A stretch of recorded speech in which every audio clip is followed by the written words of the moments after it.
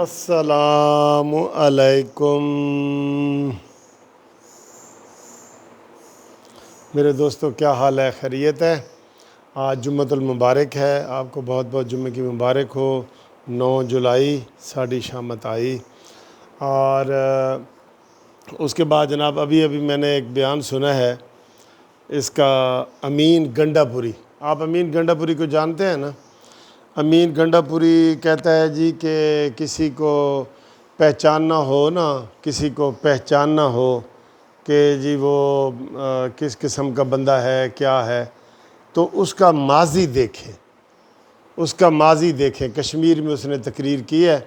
ایک اور اہم بات بھی ہے، ساتھ پہلے اس کو یہ کر لوں، تو میں نے جب امین گنڈا پوری کا، آپ بھی ذرا سوچیں امین گنڈا پوری کا ماضی آپ کے ذہن میں کیا آتا ہے، یہ کیا ہے، کیسا ہے، آپ کے ذہن میں کیا ہے؟ جو میرے ذہن میں فوری طور پہ آیا نا اس کی گفتگو سن کے، کہ جی ایک سیاستدان کا ماضی دیکھیں، تو میں نے ماضی میں مجھے ایک شہد کی بوتل نظر آئی ہے۔ آپ کو کیا نظر آیا ہے یہ آپ کو پتہ ہے، ٹھیک ہے؟ اس سے وہ تحریک جب عمران خان چلا رہا تھا بنی گالہ میں، تو سارا منشیات کا دھندہ جو ہے اس امین گنڈا پوری اور وہ شہریار افریدی ہے، ان کے ذمہ ہوتا تھا، جو بنی گالہ میں مجلسیں سجائی جاتی تھیں، ٹھیک ہے جی؟ اور اس سے وہ بوتل نکلی تھی تو پکڑی گئی تھی، بوتلیں۔ تو اس سے جب صحافی نے بعد میں سوال کیا کہ گنڈا پوری صاحب آپ سے تو وہ پکڑی گئی ہیں بوتلیں، کہتا جی وہ شہد کی بوتلیں تھیں جو میں عمران خان کے لیے لے کے جا رہا تھا، خالص شہد کی بوتلیں۔ تو مجھے تو اس کا ماضی یہ یاد آیا ہے۔ اب آپ کو اس کے علاوہ کوئی اگر امین گنڈا پوری کا ماضی ہے، وہ امین گنڈا پوری ہے لمبے بالوں والا، مونچھوں والا، اس کا اگر کوئی گنڈا پوری کا آپ کے ذہن میں ہے تو آپ بتائیں، تو وہ ہم کمنٹس میں آپ مجھے بتائیں کہ امین گنڈا پوری کا ماضی آپ کو کیسا لگا۔ ایک بات۔ دوسری بات یہ ہے کہ عمران خان نے ان دونوں بچوں کی ڈیوٹی لگائی ہے، بچوں کی یا لڑکوں کی کہہ لیں مراد سعید اور امین گنڈا پوری، یہ دھڑا دھڑ جا رہے ہیں اور یہ جگہ جگہ جلسے کر رہے ہیں۔ جب یہ گنڈا پوری یہ کہہ رہا تھا نا کہ آپ کسی کا ماضی دیکھ کے اندازہ لگا سکتے ہیں کہ یہ کیسا بندہ ہے، آپ یقین کریں نیچے سے کئی بندے ہنس رہے تھے کہ یار یہ کیسی باتیں کرتا ہے۔ اس کو تو یعنی اپنے پی ٹی آئی والے ہنس رہے تھے، وہ پی ٹی آئی کے جلسے میں کھڑا تھا نا، تو پی ٹی آئی والے ہنس رہے تھے کہ یہ کیسی باتیں کر رہے ہیں۔ اور ہوا کیا ہے واقعہ جس کے اوپر میں ویڈیو بنا رہا ہوں، کہ وہ امین گنڈا پوری پیسے بانٹتے ہوئے پکڑا گیا۔ اللہ اکبر! وہاں لوگوں میں پیسے بانٹتے ہوئے پکڑا گیا، اور یہ میں نہیں کہہ رہا، الیکشن کمیشن نے نوٹس لیا، اور الیکشن کمیشن آزاد کشمیر نے عمران خان کو خط لکھا کہ تمہارے جو وزراء ہیں وہ آئین، قانون اور اخلاقیات کی خلاف ورزیاں کر رہے ہیں، انہوں سنبھالو جناب۔ دیکھیں یہ حالات ہیں۔ اور پھر کہتا ہے اچھا پکڑا گیا ہے، اور کہتا ہے جی ماضی دیکھ کے اندازہ کریں کہ ہم کیسے لوگ ہیں۔ ماضی آ گیا جی، کلیئر ہو گیا آپ کا۔